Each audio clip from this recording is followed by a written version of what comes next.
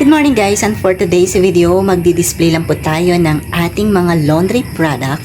Ayan, pakita ko lang po sa inyo. Ito po yung ating lalagyan ngayon. Magre-refill po tayo mga kasari kasi nag-running out po lahat. So, pakita ko lang po sa inyo. So, ayan, nag-running out na. So, kailangan na po natin maglagay dyan mga kasari. So, ito naman po yung ating mga laundry product at yung ating mga iba't ibang klase ng ating mga shampoo. Ayan, may Posporo, may Joy Dishwashing Liquid, shampoo, Sunsilk Pink and Green. O, ayan, Palmolive Green. At yung ating mga sabon, mga kasari.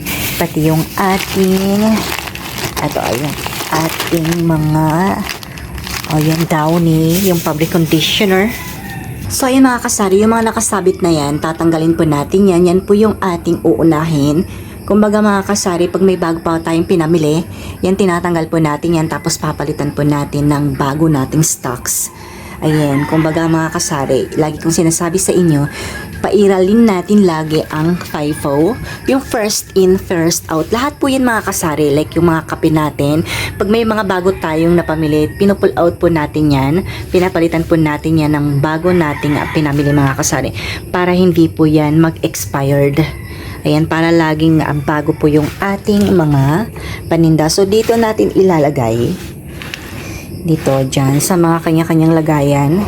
Mainam na rin yung mga kasari para pag may bumili, kuha-kuha na lang para hindi na po tayo matagalan pa mga kasari. So, ayan, running out na po lahat yung ating mga paninda. Ito yung lagayan natin ng mga Todopid na Champion. Dito naman sa ating mga powder. Ayan, mga Zonrox. Tapos yung ilalim naman mga kasari, nilagyan po natin yan ng mga alak. So, kaya ko po nilagay yung mga alak sa pinaka, mga kasari, baba, para hindi po siya mahulog. Sayang naman kasi pag nahulog pa. Pag kunyari may emergency, may biglang lumindol, so, dito lang siya sa baba para hindi masyado, delikado pag nahulog yan mga kasari. Ito naman yung lagayan ng ating mga iba't ibang klase ng ating mga noodles. Medyo marami pa naman po yung ating mga condiments, Mang Tomas, Papa Banana Ketchup at Coco Mama.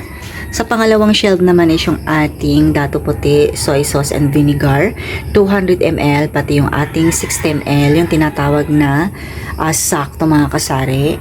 Yung pangatlong shelf naman, ito po yung ating iba't ibang klase ng ating mga canned goods. At yung pang-apat naman ay yung ating Ginebra San Miguel na 350 ml. At dito naman sa pinakababae po, lalagyan lang po natin yan ng mga anik-anik. Yan yung mga Dato Puti. Yung negosyo pack, yung ating crispy fry na pang 1 kilo at pang kalahating kilo. Ayan, meron pa tayong takalan ng bigas. Sinadya ko po yan para pag naghanap ako, hindi na po ako mahihirapan. Yung ating ice bag, pati yung ating lagayan ng repack na asukal na tiglilima at ng mantika mga kasari.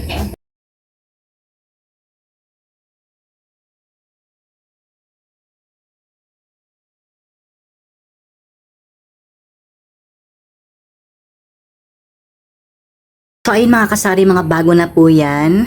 May mga old stock mga kasari, papalitan po natin ng bago lahat. Tapos yung mga luma, ito, pakita ko lang ulit sa inyo.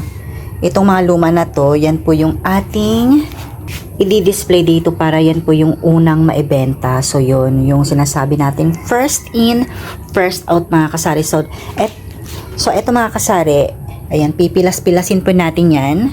Yan. Para mailagay na po natin dito lahat mga kasari. So, keep on watching mga kasari.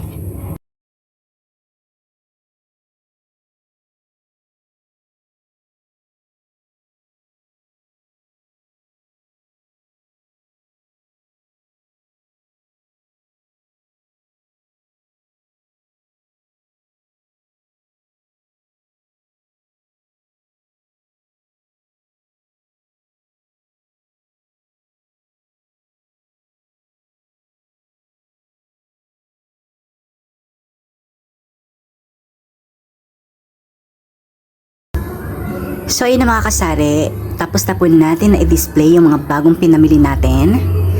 So yan lang po yung ginagawa natin dito sa ating munting sari-sari store mga kasari. Yan, so medyo marami pa naman po yung ating mga stocks. So, ito na po yung ating mga pilas-pilas na mga iba't ibang klase ng ating mga powder na sabon. Yung ating fabric conditioner Downy. So, ito. Napansin niyo mga kasari kung bakit Downy lang yung fabric conditioner natin kasi yun lang po yung mabenta. Meron lang po tayo ditong Sor fabric conditioner. May bumibili naman pero bihira lang. Para yung mga naka-display, display na lang siya para hindi na po tayo mahihirapan pa. So ito po yung lagayan ng ating Todo Tipid. Nilagyan ko po siya ng Sor powder na color pink. Ito naman po yung ating Ariel, yung Calap at yung ating Tide. Wala na po tayong mapaglagyan kaya dito na lang natin nilagay sa karton. So ayan, nakapilas-pilas na rin yan. Para kuha-kuha na lang din pag may bumili. Ito naman po yung ating Zone Rocks mga kasari. So ganyan lang po yung ginagawa ko sa aking munting sari-sari store mga kasari. Para mas mapabilis po yung ating pagbebenta. So dito naman sa harapan ng ating tindahan, ayan. Medyo wala na pong laman. Medyo naubos na po yung ating maliliit na mga junk foods. Pero may mga malalaki pa naman po tayo mga chicheria. So, yan lang mga kasari. Ganun lang po mga kasari yung ginagawa ko sa loob ng aking munting sari-sari store.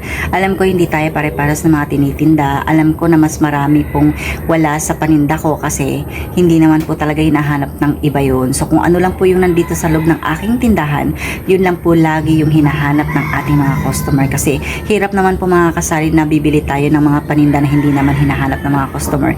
Hindi po natin mapaparuling yung ating puhunan. May mga sari-sari store dyan, ikot-ikot lang yung ating puhunan. So that's all for today's video and thank you for watching and have a nice day. See you on my next video mga kasari. Bye! Ingat! Mwah.